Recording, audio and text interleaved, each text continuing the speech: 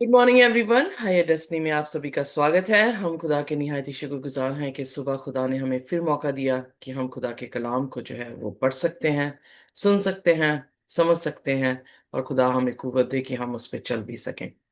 गिनती उसका 25 अध्याय बहुत ही खास अध्याय है, क्योंकि हमने अब तक जो है वो देखा कि किस तरह से मूसा जो है इजरायली कौम को जो है मिस्र से निकाल कर मुल्क कनान में लेकर जा रहा है। और लगभग 38 साल जो है वो गुजर चुके हैं, और 2 ही सालों में जो है ये लोग जो है कनान देश में पहुंच जाएंगे।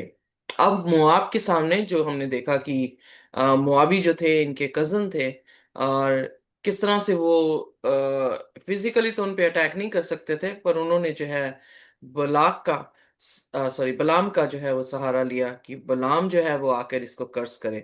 पर बलाम किसी भी हालत में जो है कर्स नहीं कर पाया। बेशक 3 बार उन्होंने जो है वो सारी वेदियां बनाई और मेमने या मेढ़े जो है वो चढ़ाए, बट खुदा उसकी जुबान से एक बार भी जो है उसे अनुमति या उसको इजाजत नहीं दी गई कि वो इज़राइल को जो है वो किसी भी तरह से श्राप दे।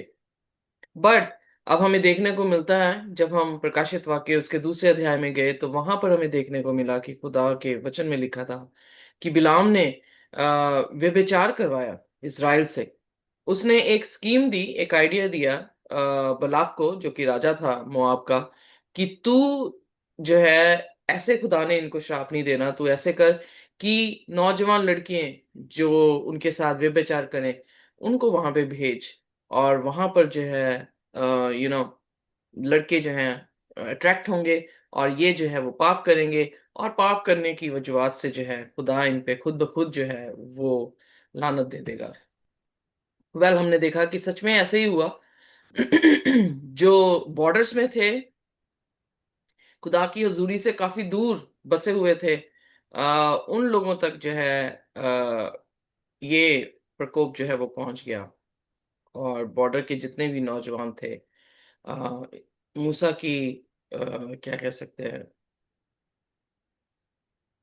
इजाजत के बिना जो है वो उन लड़कियों के साथ नाचने खाने पीने लगे, और उनके देवताओं के सामने उन्होंने सिर झुका दिया। और 8वीं आयत में हमने लास्ट टाइम देखा कि इजरायली पुरुषों के डेरे में जाने के बाद वह भी भीतर गया। एक शख्स ने मोआबी को खुदा के हैकल के सामने जो है वो खड़ा कर दिया, और फिर जो यहाँ वहां का याजक हरून का पोता था पिनहास, उसने जो है बर्छी लाइक उन पे गाड़ दी और बेच दिया उन्हें। और उसी टाइम जो है बाइबल में लिखा कि जो मरी फैली हुई थी वो थम गई। सो आइए अगली आयत से देखेंगे, 9वीं आयत से, कि आगे कहानी किस तरह से रुख लेती है, और वो कहानी हमारे लिए किस तरह से दृष्टांत के रूप में या चेतावनी के रूप में, आखिरी दिन की चेतावनी के रूप में जो है हमारे सामने खड़ी होती है, जो कि पहला कुरिन्थियन उसका 10 और उसकी 11 आयत में लिखा है। इससे पहले हम आगे जाएं, आइए अपने सिरों को झुकाएंगे और हम प्रार्थना में जाएं। हमारे आसमानी खुदावंद, हम आपके शुक्रगुजार हैं, धन्यवाद करते हैं प्रभु कि आपके जैसा कोई नहीं। आप मोहब्बत के परमेश्वर हैं, और आपने हमसे बेइंतहा मोहब्बत की है। हम भी खुदावंद अपने सिरों को आपके सामने झुकाते हुए ये अंगीकार करते हैं कि हम पापी हैं, हम पर दया की जाए। कोई भी ऐसा पाप जो आपके और हमारे दरमियान हो खुदावंद, हमारी प्रार्थना है कि आप उसे इतनी दूर फेंक दें जितनी पूर्व पश्चिम से दूर है, और हमें करीब आने की खुदावंद इजाजत दें।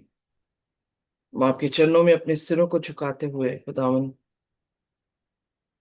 आपके चरणों को चूमते हुए खुदावंद, आपके कलाम को, आपकी जुबान को, आपको छूना चाहते हैं, आपको देखना चाहते हैं, आपको सुनना चाहते हैं। खुदावंद, हमारे हृदयों को आप शुद्ध करें, अपने पाक रूह से मस्सा करें। आप बोले हम सुने, आप बढ़े हम घटें, और आपका नाम मुबारक ठहरे। हम सभी को आशीष और बरकत दे, इस प्रार्थना को यीशु के नाम से मांगते रहते हैं, आमीन। आमेन। तो आइए देखते हैं 9वीं आयत से कि आगे जो है वो कहानी कैसे चलती है। और मरी से 24,000 मनुष्य मर गए। तब यहोवा ने मूसा से कहा, हरून याजक का पोता एलीआजर का पुत्र फिनेहास, जिसे इज़राइल के बीच मेरी सी जलन उठी, उसने मेरी जलाहट को उस पर से यहाँ तक दूर किया है कि मैंने जलकर उसका अंत नहीं कर डाला। इसीलिए तू कह दे कि मैं उससे शांति की वाचा बांधता हूँ, ओके, आगे बढ़ना। और वह उसके लिए और उसके बाद उसके वंश के लिए सदा के याजक पद की वाचा होगी, क्योंकि उसे अपने परमेश्वर के लिए जलन उठी और उसने इज़राइलियों के लिए प्रायश्चित किया। जो इज़राइली पुरुष मिधानी स्त्री के संग मारा गया, उसका नाम जिम्री था। वह साल का पुत्र और शिमोनियों में से अपने पितरों के घराने का प्रधान था। और जो मिधानी स्त्री मारी गई, उसका नाम कोजाबी था। वह सूर की बेटी थी, जो मिधानी पितरों के एक घराने के लोगों का प्रधान था। तो यहाँ पर हम देखते हैं कि अ, जो तजबीज, जो प्लानिंग जो है वो बिलाम ने इज़राइल के लिए की थी, कि बलाक ये सोच रहा था कि फिजिकली हम किसी भी तरह से इन पे अटैक नहीं कर सकते हैं, बट बिलाम उसे जो है वो फिजिकली अटैक कैसे कर सकते हैं उसका उपाय उसे देकर गया। वेल, दो चीजें जो हैं वो बाइबल में बहुत बार इस्तेमाल की गई हैं जिसमें लोग जो थे हमेशा पाप में गिरे हैं। पहली चीज कि वो मूर्ति पूजा कर बैठे, और दूसरी चीज स्त्री यानी व्यभिचार जो है वो कर चुके। हम शुरुआत से लेकर अंत तक यही चीजें देखते आ रहे हैं, क्योंकि इवन प्रकाशित वाक्य में जब हम पढ़ रहे थे, अगर आप प्रकाशित वाक्य की पुस्तक पढ़ना चाहते हैं, आप आइए डेस्नी में जाकर जो है वो पढ़ सकते हैं। वहां पर भी जो है, जो स्त्री 17वें अध्याय में हमें देखने को मिलती है, वो स्त्री व्यभिचारिणी है। वो स्त्री जो है वो मदिरा का कटोरा जो है वो पकड़कर पूरी दुनिया को अपनी मदिरा पिला रही है, और वो व्यभिचारिणियों की मादा या माता जो है वो कहलाई गई है। सो व्यभिचार शब्द जो है वो लिटरली करना भी जो है वो पाप है। दूसरी बात हम ये देखते हैं कि व्यभिचार जो है वो एक पति, जो तुम्हारा पति है, उसको छोड़कर किसी और के साथ संबंध बनाने को जो है इशारा करता है। और ये आत्मिक व्यभिचार भी हो सकता है जब आप एक परमेश्वर को मान रहे हैं और आप उससे धोखा करके किसी और की तरफ जो है वो झुकाव रखते हैं। आत्मिक तौर से ये हो सकता है कि हम जो है वो अ, खुदा की इच्छा के अनुसार नहीं चल रहे हैं, या खुदा के हुक्म को नहीं मान रहे हैं, और या फिर हम खुदा पर भरोसा नहीं कर रहे हैं और भरोसा उन चीजों पे कर रहे हैं जो कल्चर वाइज हम देखते हैं कि हाथ दिखा दें, या अपना सितारों का, तारों का कुछ भी जो हम आम तौर से अपने अपने साथ रहने वाले लोगों का जो है वो देखते हैं। और फिर हम ये देखते हैं कई बार इवन क्रिश्चियन वर्ल्ड में हम अगर देखें तो पानी या तेल के ऊपर दुआ करके अपने ऊपर रखने के लिए, यानी कुछ ऐसी चीज, एक ऐसा सब्सटेंस हमें चाहिए जो हमें दिखता हो और हम विश्वास कर लेते हैं। पर बाइबल में लिखा, प्रभु यीशु मसीह ने कहा, धन्य है वे जो बिना देखे विश्वास करते हैं। क्या आपको अगर तेल ना मिले तो आपका विश्वास बना रहेगा? क्या आपको अगर तेल ना मिले तो आप जो है वो सुरक्षित रह पाएंगे? सो कौन सी ऐसी चीज होती है बीच में जो हमारी इस सिक्योरिटी को इनसिक्योर कर देती है? वो यही बात होती है कि हमारा रिश्ता खुदा के साथ मजबूत नहीं होता, हम पाप में लिपटे होते हैं, और इसलिए कुछ ऐसी चीजें हमें चाहिए होती हैं जो हमें सुकून दे, कि शायद ये तेल लगाने से, शायद ये पानी छिड़काव करने से हमारी मुसीबतें जो है वो खत्म हो जाती हैं। बट मैं अपनी जर्नी को देखती हूँ कि जब मैं शुरुआत में थी तो हम भी यही किया करते थे, कि क्योंकि चर्च का कल्चर ऐसा था कि तेल देना, पानी देना। और फिर उसके बाद आहिस्ते आहिस्ते जब कलाम हम पढ़ने शुरू हुए, मैं अपनी बात कर रही हूँ कि मैं जब कलाम पढ़ना शुरू करने लगी और कलाम में बढ़ने लगे, तो ये सारी चीजें जो थी वो पीछे रह गई, और हम खुदा के साथ जो है वो आगे निकल गए। सो हम कहाँ से शुरू हुए हैं? अगर उन्हीं चीजों को लेकर चलते जा रहे हैं तो हमारी ग्रोथ जो है वो शायद रुकी हुई है। हमें इतना खुदा के साथ लॉलीन होने की जरूरत है कि ये सारी चीजें जो है वो पीछे छूट जाएं, और हम यीशु मसीह के साथ चलते चलते जो है वो काफी दूर जो है वो निकल जाए। इनफैक्ट यहाँ पर उनकी प्रॉब्लम यही हुई कि वो लोग जो थे कल्चर में, या कल्चर को जो है उन्होंने प्रथम स्थान दिया। जैसे हम हमेशा पढ़ते आए हैं मत्ती उसका 15 अध्याय में कि तुम मुंह से तो मेरा नाम लेते हो पर तुम्हारा दिल मुझसे बहुत दूर है। जब कभी भी हम सिर्फ जुबान से हे प्रभु कहने की कोशिश करें और हमारे दिल खुदा के साथ ना जुड़े हो, तो उसी समय हमें प्रार्थना में बैठकर ये कहना जरूरी होता है कि खुदा, मैं विश्वास तो करता हूं, पर मेरे अंधविश्वास में तू मेरी मदद कर, कि मैं पूरी तरह से कर नहीं पा रहा हूं। सो ये लोग भी जो थे, इतने विश्वास में स्ट्रांग ना होने के कारण इन्होंने औरतों को देखा, और औरतों के साथ जो है इन्होंने उनकी अ, बुतों की जो है वो पूजा की। और खुदा यहाँ पर हम देख सकते हैं कि लगभग 24,000 जो थे लोग मर गए। एक भी जो नहीं मर रहा था, बिलाम की वेदियों वेदियों पे मेढ़े चढ़ाने के बावजूद भी, जो कि एक टिपिकल वे था उस टाइम, प्रभु यीशु मसीह को दर्शाता था, तब भी उन पर जो है कोई आंच जो है वो आने नहीं पाई। पर आंच कैसे आई? जब तक खुदा, इसीलिए पौलुस कहता है कि जब खुदा हमारे साथ हो तो कौन हमारा विरोधी हो सकता है। पर जब हम खुदा को छोड़कर उनके हाथों में चले जाएं, तो कौन हमें बचा सकता है? ये महामारी जो थी, उनके अपने ही कामों के कारण जो है वो आई। हालांकि खुदा बैक ऑफ द कर्टन उनको प्रोटेक्ट कर रहा था, उनके उनके साथ खड़ा हुआ था, उनके विरोधियों को भी उसने उनके मुंह जो है वो बंद कर दिए। पर जैसे ही हम खुदा की हिफाजत से, खुदा की हजूरी से अपने आप को दूर करते हैं, तभी जो है शैतान अपना वार हमारे ऊपर जो है वो कर देता है।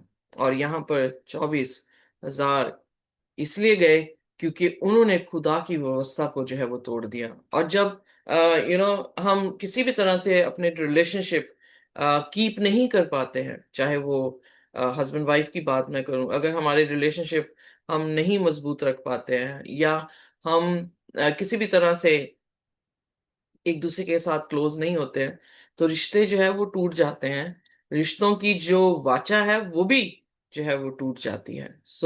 जो वाचा ली होती है कि दुख और सुख में मैं तेरे साथ क्या कहते हो, साथ रहूंगा, फिर वो वाचा भी कहाँ रही?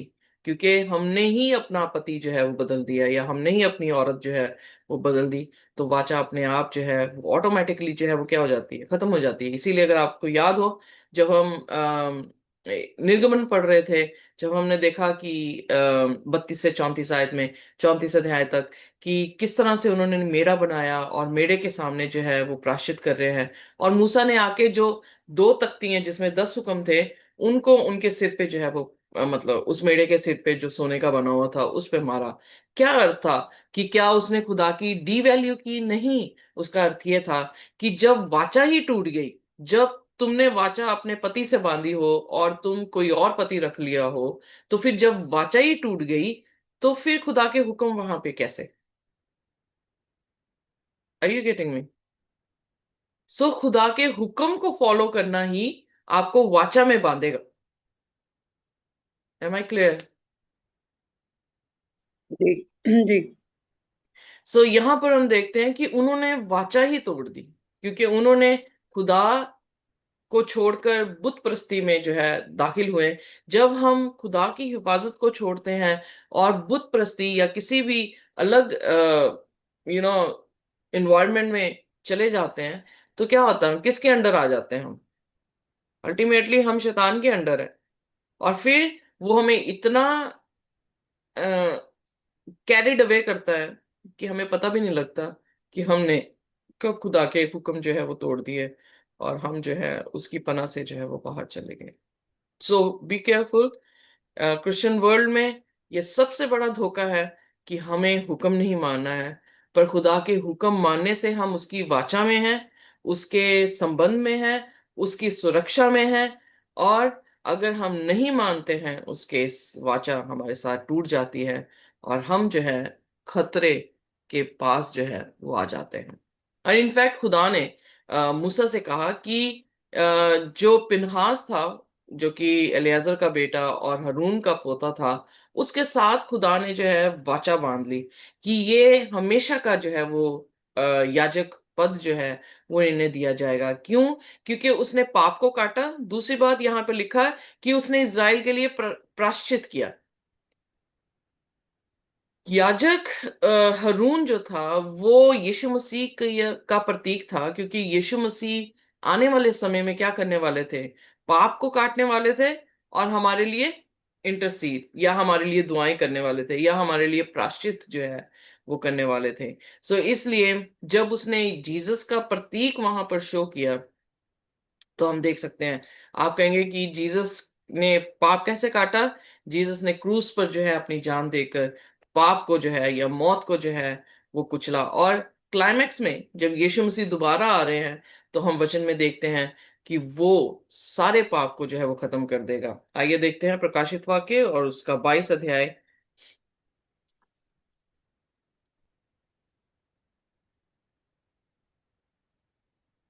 आखिरी अध्याय है और उसकी जो है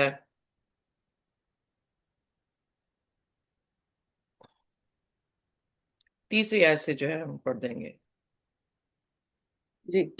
और फिर श्राप ना होगा, और परमेश्वर और मेमने का सिंहासन उस नगर में होगा, और उसके दास उसके सेवा करेंगे, Amen. और उसका मुंह देखेंगे, और उसका नाम उसके माथों पर लिखा हुआ होगा। और फिर रात ना होगी, और उन्हें दीपक और सूर्य के उजाले का प्रयोजन ना होगा, क्योंकि प्रभु परमेश्वर उन्हें उजाला देगा, और वह युगान युग राज्य करेंगे। आमेन। सो यहाँ पर हम देखते हैं कि जो नया आकाश और नई पृथ्वी है, वहां पर परमेश्वर उनके मध्य में होगा। सेम ही चीज होने वाली है जो हमने पास्ट में देखा, और इवन आप देखें प्रेजेंट में भी खुदा हमारे बीच में है। इसीलिए यीशु मसीह ने कहा, जहां दो या तीन मेरे नाम से इकट्ठे होंगे, वहां पर मैं क्या हूंगा? हाजिर हाजिर। दूंगा। सो इसलिए खुदा कभी भी अपने लोगों से अलग नहीं हुआ है और ना ही कभी होगा। पर 21 अध्याय में जब हम जाते हैं और उसकी चौथी आयत को जब हम पढ़ते हैं, तो इससे पहले कि वो हमारे बीच में डेरा करे, हम उसके लोग हों, वो हमारा परमेश्वर हो, वो क्या करने वाला है? आइए देखते हैं प्रकाशित वाक्य उसका 21 अध्याय और उसकी चौथी आयत। और वह उनकी आंखों से सब आंसू पोंछ डालेगा, और उसके बाद मृत्यु ना रहेगी, और ना शोक, ना विलाप, ना पीड़ा। पहली बातें जाती रही। और जो सिंहासन पर बैठा था, उसने कहा कि देख, मैं अब सब कुछ नया कर देता हूँ। फिर उसने कहा कि लिख ले, क्योंकि ये वचन विश्वास के योग्य और सत्य हैं। आमेन। यहाँ पर हम देखते हैं कि खुदा हर तरह की मौत को, मौत किसकी मजदूरी थी? पाप की। पाप। अगर मौत पाप। को खत्म कर रहा है, तो इसका मतलब क्या है? कि वो पाप को खत्म कर देगा। सो इसलिए हमें यहाँ पे देखने को मिल रहा कि मौत, अगर दुख है, रोना है, चिल्लाना है, ये सब जो है कॉन्सिक्वेंसेस हैं हमारे पाप के। सो खुदा जो है, यीशु मसीह जो है, 19 अध्याय में जब हम देखते हैं कि सफेद घोड़े पे सवार होके आ रहा है, और वो क्या करने आ रहा है? पाप को खत्म करने के लिए पूरी तरह से, और हमें जो है हमेशा का जीवन देने के लिए आ रहे हैं। सो इसलिए यहाँ पर उसको शाबाशी इसीलिए दी गई क्योंकि उसने कलीसिया में से, यानी अपने इजरायली के घराने या वहां पे जो कैंप लगा हुआ था, उसमें से जो है उसने पाप को नष्ट किया और पूरी इजराइल के लिए जो है वो प्रायश्चित कर रहा है। और फिर यहाँ पर खुदा ने उनके नाम और उनके कुटुंब और वो किस घराने से आते थे उनका भी जिक्र किया, कि सिमियोन के घराने से थे और दोनों प्रधानों के बच्चे थे। Can you imagine? Most of the time जो चर्च में प्रधान होते हैं, वो उनके बच्चों को जो है शैतान सबसे पहले जो है वो मोहरा बनाता है, क्योंकि वो अगर उनके बच्चों के नाम खराब हो गए, तो उनका रेपो अपने आप खराब हो जाएगा, और जो अगर वो सचमुच में अच्छा प्रचार कर रहे हैं, तो उस प्रचार को भी क्या कर देगा? वो खत्म कर देगा। तो इसलिए it it is very important कि जब हम खुदा के काम को कर रहे हैं, तो हमें अपने बच्चों के लिए भी जो है दुआएं लगातार जो है वो मांगते रहना चाहिए, कि खुदा किसी भी तरह से अ, उनको ना छोड़ वो खुदा को ना छोड़ सकें, और शैतान उन्हें कहीं भी जो है वो भरमा ना सके। ऐसा ना हो कि वो जैसे ये नाश हुए हैं, वो भी जो है वो नाश हो जाए। और इनके नाश होने का जो रीजन था वो ये नहीं था कि ये लोग जो थे प्रधानों के बच्चे थे। उनका रीजन ये था कि फरमाए गए थे। और फरमाए जाने के बाद जो उन्होंने पाप किया है, कि खुदा के हैकल के सामने वो अपने पाप को लेकर आया, और निडर होके, डरते कामते हुए नहीं, दया मांगते हुए नहीं, बट ईगोइस्टिक वे से और बड़े घमंड से जो है वो खुदा के सामने लेकर आया कि देखता हूं, मैं लेकर जाता हूँ इस मुआबी को कि क्या होगा। और कभी भी खुदा के तख्त के सामने घमंड रह नहीं सकता, क्योंकि खुदा घमंड से चढ़ी हुई आंखों को नफरत करता है। और हम हमेशा हलीम रहें खुदा के सामने, जब भी हम इवन अपनी दुआओं में भी, क्योंकि आप जब दुआ करते हैं तो खुदा का तख्त नीचे नहीं आता, आप खुदा के तख्त के सामने जो है वो पेश होते हैं। तो आपका लहजा कैसा होना चाहिए? बिल्कुल हलीमगी के साथ खुदा के करीब आने, कम शब्दों के साथ खुदा के कम पास आने का जो है लहजा होना चाहिए। जैसे राजाओं के सामने हमारे शब्द जो है वो कम होते हैं, वो तो राजाओं का राजा है। फिर यहोवा ने मूसा से कहा, मिदानियों को सता और उन्हें मार, क्योंकि पोर के विषय और कोजबी के विषय वह तुमको छल करते करके सताते हैं। सो इट इट मीन्स खुदा ने यहाँ पे जजमेंट दी है। खुदा ने ये नहीं कहा कि अपने दुश्मनों से नफरत कर, क्योंकि कब से जो है, जैसे मैंने पहले भी कहा कि इब्राहिम के टाइम से खुदा ने कहा, मैं 400 साल इन लोगों को समय देता हूँ, और उसके बाद मैं तेरे बच्चों को ये जमीन जो है वो दूंगा। क्योंकि 400 साल तक खुदा पेशेंस या सब्र रख के जो है उनके ऊपर बैठा हुआ है।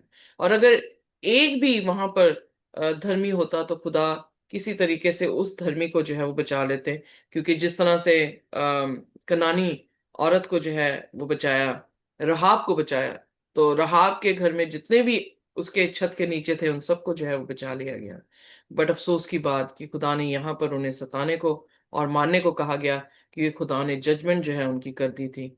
और वो किसी भी तरह से हलीम नहीं हुए खुदा के सामने, पर घमंड से चढ़ी हुई आंखों के कारण उनको जो है वो मारने का आदेश दे दिया गया। सो यहाँ पर हम देखते हैं कि 18वें वचन में कि प्योर, जो कि बलाम जो है वो प्योर से था, यानी पोर के विषय में, बलाम के विषय में, कोजवी के विषय में उन्होंने छल किया, छल करके उन्हें सताया है। तो उन्हें क्या कर दिया जाए?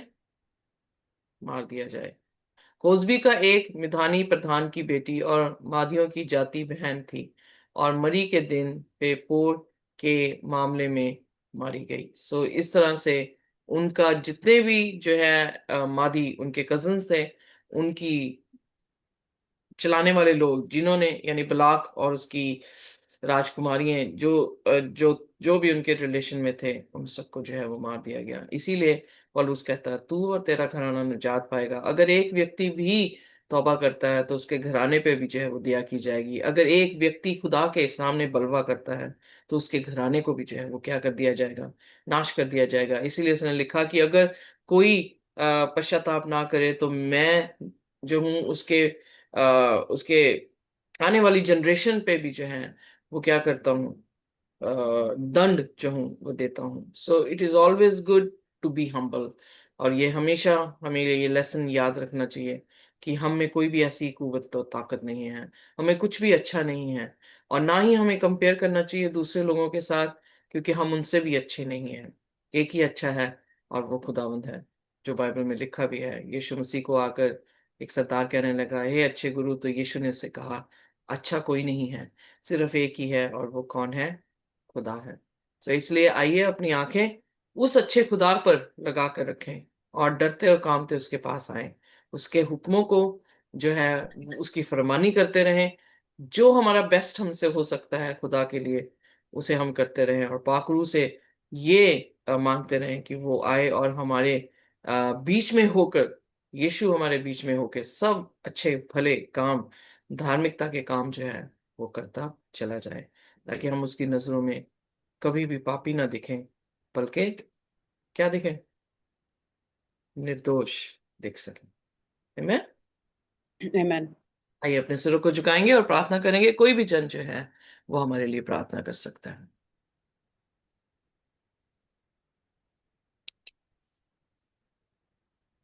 आइए हम प्रार्थना करें। Hallelujah, hallelujah, hallelujah. धन्यवाद, धन्यवाद, धन्यवाद। हे मेरे महान ਸਮਰਥੀ ਪ੍ਰਭੂ ਯੀਸ਼ੂ, ਜ਼ਮੀਨ ਅਸਮਾਨ ਦੇ ਖਾਲਿਕ ਔਰ ਮਾਲਿਕ ਮੇਰੇ ਪਿਤਾ, ਇਸ ਵਕਤ ਦੇ ਲਈ ਅਸੀਂ ਤੇਰਾ ਧੰਨਵਾਦ ਕਰਦੇ ਹਾਂ, ਸੁੰਦਰ ਵਚਨ ਦੇ ਲਈ ਮੇਰੇ ਪਿਤਾ।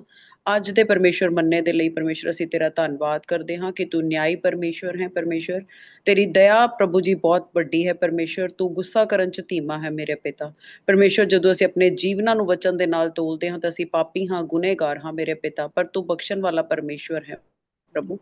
ਪ੍ਰਭੂ, ਸਾਨੂੰ ਹਰ ਇੱਕ ਬੁਰਾਈ ਤੋਂ ਬਚਾਉਣ ਵਾਲਾ ਪਰਮੇਸ਼ਵਰ ਤੂੰ ਹੈ। ਹਮੇਸ਼ਾ ਆਪਣੇ ਲਹੂ ਚ ਕਵਰ ਰੱਖੀ ਔਰ ਵਚਨ ਦਾ ਮੰਨਾ ਦਿੰਦਿਆਂ ਹੋਇਆ ਪਰਮੇਸ਼ਵਰ ਅਸੀਂ ਆਪਣੇ ਜੀਵਨਾਂ ਨੂੰ ਸਵਾਰਦੇ ਜਾਈਏ, ਉਹ ਜੀਵਨ ਜੋ ਤੈਨੂੰ ਭਾਉਂਦਾ ਹੈ ਮੇਰੇ ਪਿਤਾ। परमेश्वर तुसी बोलिया कि सब बातों में आनंदित रहो और तुम्हारी सब प्रार्थनाएं निवेदन धन्यवाद के सहित परमेश्वर के सम्मुख पेश की जाए। परमेश्वर ਅਸੀਂ ਧੰਨਵਾਦ ਕਰਦੇ ਹਾਂ ਪਰਮੇਸ਼ਰ, ਹਰ ਇੱਕ ਗੱਲ ਦੇ ਲਈ, ਹਰ ਇੱਕ ਬਚਾਓ ਦੇ ਲਈ, ਹਰ ਚੀਜ਼ ਦੇ ਵਿੱਚੋਂ ਕੱਢ ਕੇ ਬਾਹਰ ਲੈ ਕੇ ਆਉਣ ਦੇ ਲਈ ਪਰਮੇਸ਼ਰ ਅਸੀਂ ਤੇਰਾ ਧੰਨਵਾਦ ਕਰਦੇ ਹਾਂ। ਅਸੀਂ ਪਰਮੇਸ਼ਰ ਬਹੁਤ ਚੰਗੇ ਨਾ ਸੀ ਪਰਮੇਸ਼ਰ, ਅਸੀਂ ਪਾਪੀ ਸੀ, ਗੁਨਹਗਾਰ ਸੀ, ਪਰ ਪਰਮੇਸ਼ਰ ਤੇਰੀ ਦਇਆ ਜੋ ਸਾਨੂੰ ਬਾਹਰ ਲੈ ਕੇ ਆਈ ਹੈ, ਤਾਂ ਅੱਜ ਪ੍ਰਭੂ ਜੀ ਸਾਨੂੰ ਤਿਆਰ ਕਰਕੇ ਅਸੀਂ ਪਰਮੇਸ਼ਰ ਤੇਰੀ ਆਗਿਆ ਉੱਤੇ ਚੱਲਣ ਵਾਲੇ ਬਣ ਸਕੀਏ ਔਰ ਪਰਮੇਸ਼ਰ ਤੇਰੀ ਦਇਆ ਦਾ ਪਾਤਰ ਬਣੀਏ। ਔਰ ਪ੍ਰਭੂ, ਉਹ ਸਿੰਘਾਸਨ ਜੋ ਤੁਸੀਂ ਬੋਲਿਆ ਕਿ ਜੋ ਜੈ ਪਾਏ मैं उसे अपने दाहिनी और सिंहासन पर बिठाऊंगा परमेश्वर, वो जय अंत समय तक जब कि तेरा आना नजदीक है परमेश्वर, उस जय ਨੂੰ ਅਸੀਂ ਪਾ ਸਕੀਏ ਮੇਰੇ ਪਿਤਾ। ਪ੍ਰਭੂ, ਅਸੀਂ ਇਸ ਆਪਣੇ ਜੀਵਨਾਂ ਨੂੰ, ਆਪਣੇ ਪਰਿਵਾਰਾਂ ਨੂੰ ਪਰਮੇਸ਼ਰ ਤੇਰੇ ਹੱਥਾਂ ਵਿੱਚ ਦਿੰਦੇ ਹਾਂ ਪਰਮੇਸ਼ਰ। ਆਪਣੇ ਪਾਕ ਲਹੂ ਚ ਕਵਰ ਕਰਨਾ, ਆਣੇ ਜਾਣੇ ਚ ਮਦਦ ਔਰ ਸਹਾਇਤਾ ਕਰਨਾ ਮੇਰੇ ਪਿਤਾ। ਹਰ ਸਮੇਂ ਪਰਮੇਸ਼ਰ ਸਾਡੇ ਨਾਲ ਰਹਿਣਾ, ਪਵਿੱਤਰ ਆਤਮਾ ਦੀ ਅਗਵਾਈ ਦੇ ਵਿੱਚ ਸਾਨੂੰ ਰੱਖਣਾ ਮੇਰੇ ਪਿਤਾ। ਉਸ ਆਵਾਜ਼ ਨੂੰ ਅਸੀਂ ਸੁਣ ਸਕੀਏ ਔਰ ਆਪਣੇ ਕੰਮਾਂ ਨੂੰ ਪਰਮੇਸ਼ਰ ਜੀ ਸਹੀ ਕਰ ਸਕੀਏ। ਇਸ ਪ੍ਰਾर्थना ਨੂੰ ਅਸੀਂ ਪਿਆਰੇ ਬੇਟੇ खुदावंद यीशु मसीह ਦੇ ਸਮਰਥੀ ਨਾਮ ਚ ਮੰਗਦੇ ਔਰ ਪਾਉਂਦੇ, आमेन। आमीन। Thank you very much. खुदा की शांति और उसका अनुग्रह हमारे साथ जब तक हम यीशु मसीह को रूबरू ना देख लें, इसी तरह से बना रहे। आमीन। आमेन।